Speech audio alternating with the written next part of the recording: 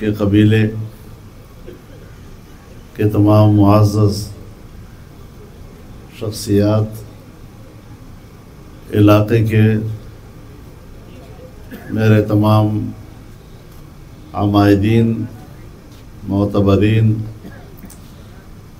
میرے صحافی بھائیوں، میں سب سے پہلے جناب ملک سجاد مصطفیٰ صاحب کی جمعیت علماء اسلام میں شمولیت پر ان کو خوش آمدید بھی کہتا ہوں، انہیں دل کی گہرائیوں سے مبارکباد دیتا ہوں اور دعا کرتا ہوں کہ اللہ تعالی ان کے اس بڑے فیصلے کو جمعیت علماء اسلام کی تقویت کا ذریعہ بنائے اور ان کے اس فیصلے پر اللہ ان کو قبول فرمائے، آمین یا الہ العالمین۔ میرے محترم دوستو، یہ چاہ دادو والا ہوا کرتا تھا، آج کل پتہ نہیں کیا نام رکھا ہے، اسی طرح یہ میرے لیے کوئی اجنبی جگہ نہیں ہے۔ میری زندگی کی تعمیر میں اس چھوٹی سی بستی کا بڑا کردار ہے کہ میں یہاں اس درس میں پورا 1 سال پڑھا ہوں اور علوم کے امام حضرت مولانا محمد امیر صاحب رحمہ اللہ بہت بڑے استاد تھے اور تمام فنون پر ان کو عبور تھا۔ انہوں نے مجھے اپنے آغوش میں لیا، کتابیں یاد کرائیں، پڑھائی، محبت اور شفقت کا مظاہرہ کیا، اور جب میں ملتان سے پڑھنے کے لیے روانہ ہوا تو خانوال اڈے پر ملک صاحبان کی بس ہوا کرتی تھی، وہ شام کو ادھر آیا کرتی تھی، تو سجاد صاحب کے والد ملک غلام مصطفیٰ ویس صاحب، انہوں نے ہی مجھے ملتان میں بس میں سوار کر کے اپنے مدرسے کی طرف بھیجا تھا۔ تو ایک نسبت ہے میری یہاں سے، اور آج بھی میں شوگر کا مریض ہوں، لیکن گرمی کے موسم میں میں بدپریزی کے لیے آم کھانے یہی آیا کرتا ہوں ان کے پاس۔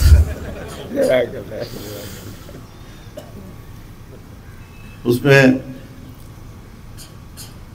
مٹھاس تو ہوتی ہی ہے، لیکن ملک صاحبان کی محبت کی مٹھاس جو ہے وہ اس میں اضافہ بھی کرتی ہے اور شوگر کا علاج بھی کر دیتی ہے۔ میرے محترم ساتھیوں، جمعیت علماء اسلام جس کی تاسیس سے آج تک 100 سال سے زیادہ کا عرصہ گزر گیا ہے، حضرت شیخ الہند رحمہ اللہ نے 1919 میں جس جماعت کی بنیاد رکھی تھی وہ آج ہمارے ہاتھ میں امانت ہے، اور حضرت شیخ الہند کی پشت پر بر صغیر کی آزادی کے لیے لڑی جانے والی قربانیاں، 100 سال کی قربانیاں ان کے پشت پر تھی۔ اس زرین تاریخ کی یادگار یہ جمعیت علماء اپنے اکابر کی 2 چیزوں کے امین ہیں، ایک اس جماعت کا عقیدہ اور نظریہ، اور ایک اس عقیدے اور نظریے کے لیے کام کرنے کا منہج اور رویہ۔ میں آپ کو یہ بھی بتا دوں کہ جمعیت علماء کی تاسیس وہ کوئی صرف ایک مسلک کے علماء نے نہیں کی تھی. حضرت شیخ الہند کے ساتھ بر صغیر کے تمام مکاتب فکر کے علماء موجود تھے.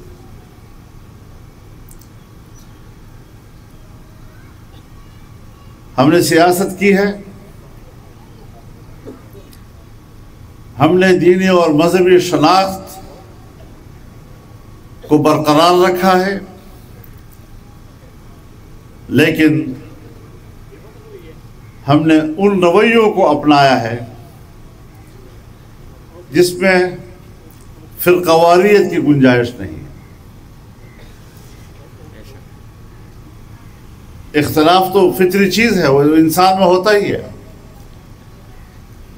لیکن اختلاف میں نرمی پیدا کرنا یا اس میں شدت پیدا کرنا یہ خود انسان کے اختیار میں ہے. تو ہمارے اکابر کی تعلیمات یہ ہیں کہ ہم نے اختلافات میں نرمی کو فروغ دینا ہے، شدت کو فروغ نہیں دینا.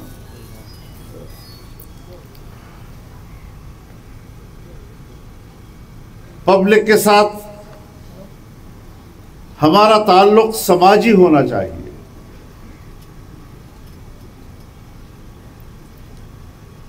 لوگوں کے مسائل، کسی مشکل میں ان کے کام آنا، علاقے کی ترقی، لوگوں کا مستقبل،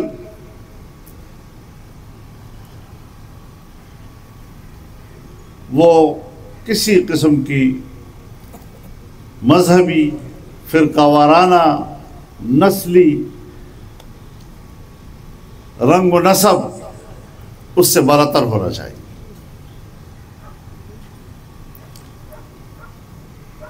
بالکل ایسے ہی کہ اگر اقتدار ملتا ہے تو صاحب اقتدار ہو کر ملک کے ہر شہری کا جو آپ پر حق ہے، آپ نے ہر شہری کے حق کا تحفظ کرنا ہے. آپ نے ہر شہری کا حق اس کے گھر پہنچانا ہے. اگر آپ کے اندر مذہبی تعصب ہو، مسلکی تعصب ہو،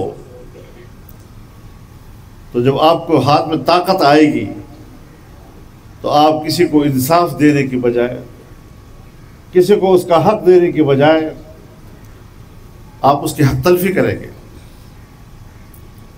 اب وقت آ گیا ہے میں اپنے مخالف کو نچوڑ لوں. اگر کوئی اس کا حق ہے تو اس کا بھی راستہ روک دوں. اگر حکومت ہاتھ میں آنے کے بعد میرے ملک کے ہندو کا بھی مجھ پر حق ہو، میرے ملک کے عیسائی کا بھی مجھ پر حق ہو، میرے ملک کے سکھ کا بھی مجھ پر حق ہو، تو پھر اپنے مسلمان کسی فرقے کا مجھ پر کیوں کر حق نہیں ہوگا؟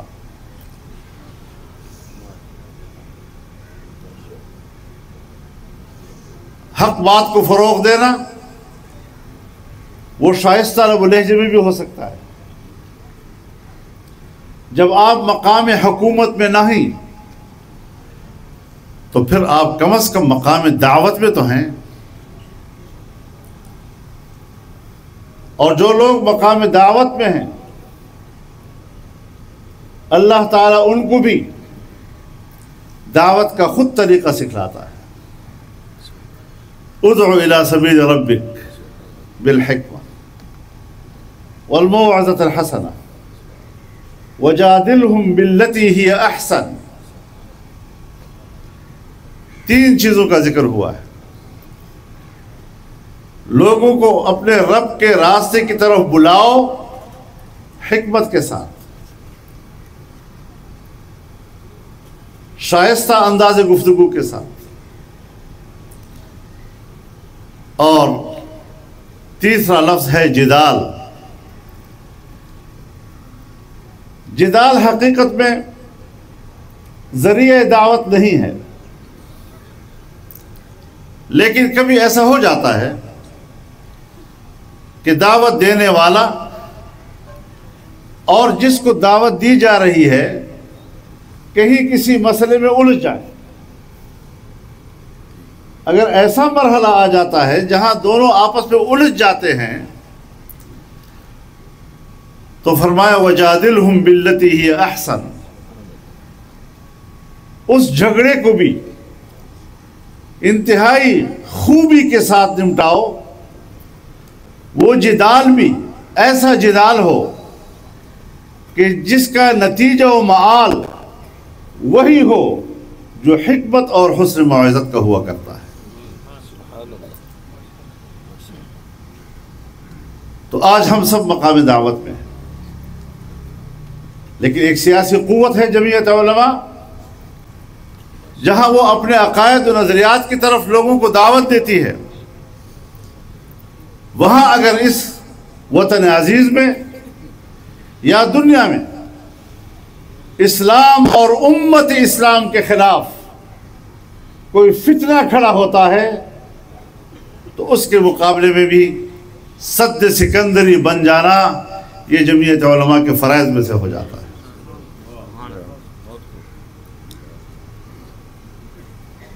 مجھے یقین ہے ملک صاحب ہوں، ان کا خاندان ہو، اس میں یہ بھرپور صلاحیت موجود ہے کہ وہ اپنے علاقے اور اپنے پبلک کے مسائل کو جانتے ہیں، ان کی ضروریات کو سمجھتے ہیں، ان کی ضروریات کو پورا کرنا، ان کے مسائل کو حل کرنا، اس کی تدبیر کو سمجھتے ہیں. ان کے پاس اس کی فرضیت اور وجوب کا احساس ہے. اور جناب رسول اللہ صلی اللہ علیہ وسلم کا ارشاد ہے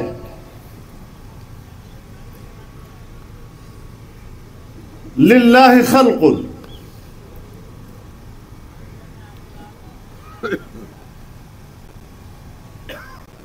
خلقهم لحوائج الناس.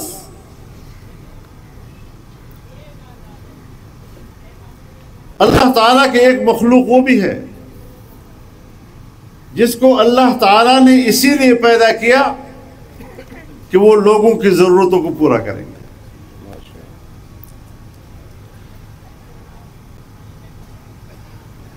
اور لوگ لپکیں گے اس کی طرف اپنی ضرورتوں کے ساتھ. یفزح الناس الیہم بحوائجہم. یقیناً غریب طبقہ، مفلوق الحال طبقہ اگر ان کے زیر اثر ہے تو پھر ان کا براہ راست فرض بنتا ہے کہ ان پر نرمی اور شفقت کا ہاتھ رکھے، ان کی جان، ان کی عزت، اس کے مال کا خود تحفظ کرے. یہ زمیندار لوگ ہیں، ان کی زیر سایہ بہت سے لوگ یہاں پر ان کے مزارعین ہیں، کاشتکار ہیں، ان کے زیر سایہ زندگی گزار رہے ہیں. سب سے پہلا حق ان کے اوپر ان لوگوں کا ہے کہ ان کو اپنا حق پورا کر کے دے. وہ اگر کمزور ہیں تو ان کی طاقت بنے، کوئی ان کے عزت کی طرف لپکے تو یہ راستہ روکے. یہ ان کی امانت بن جاتے ہیں،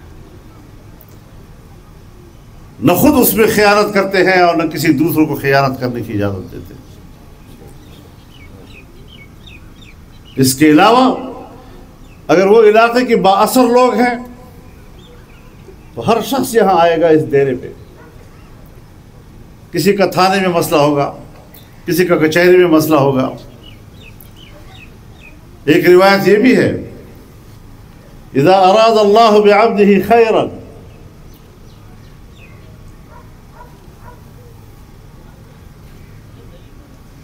یصرف حوائج الناس الیہ.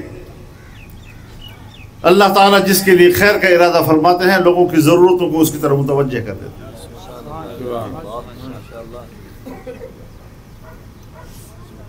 یہ خدمت خلق ہے، جتنا آپ کے بس میں ہے۔ ہم نے ساری زندگی اسی میں گزار دی۔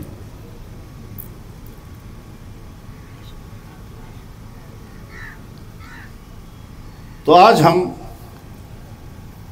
انتہائی خوشی محسوس کر رہے ہیں کہ ملک صاحب کا جمعیت میں آنا یہ ایک فرد کا آنا نہیں ہے، یہ ایک علاقے کی بڑی قوت جمعیت میں شامل ہو رہی ہے، اور ان سے وہی توقع رکھی جائے گی جو ان کا مقام ہے، جو ان کی حیثیت ہے۔ یہاں سے تعلق مجھے وراثت میں بھی ملا ہے۔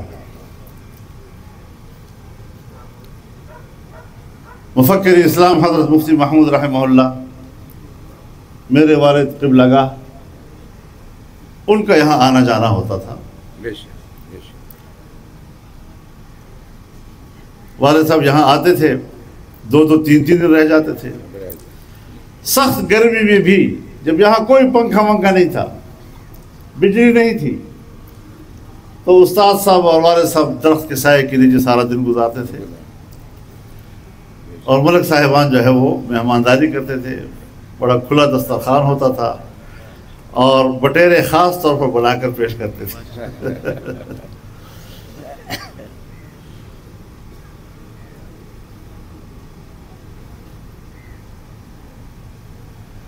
ملک خدا بخش صاحب مرحوم، وہ ہمارے جامعہ قاسم العلوم کے ممبر تھے، تاحیات ممبر تھے،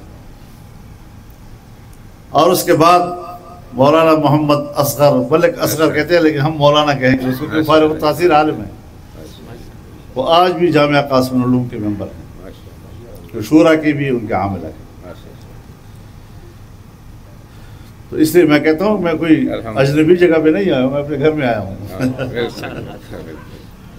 اور ملک سجاد صاحب نے اس پورے خاندان کی نمائندگی کرتے ہوئے، اس علاقے کی نمائندگی کرتے ہوئے جو فیصلہ کیا ہے، میں ایک بار پھر اس پر انہیں مبارکباد پیش کرتا ہوں، ایک بار پھر انہیں خیر مقدم کہتا ہوں، اور انشاءاللہ ملک کے لیے، خطے کے لیے، علاقے کے لیے ان کا یہ فیصلہ یہاں کے عوام کے روشن مستقبل کا ضامن بنے گا۔ اللہ تعالیٰ اپنی مدد سے سرفراز فرمائے۔ وآخر دعوانا ان الحمدللہ رب العالمین۔ دعا فرمائیں۔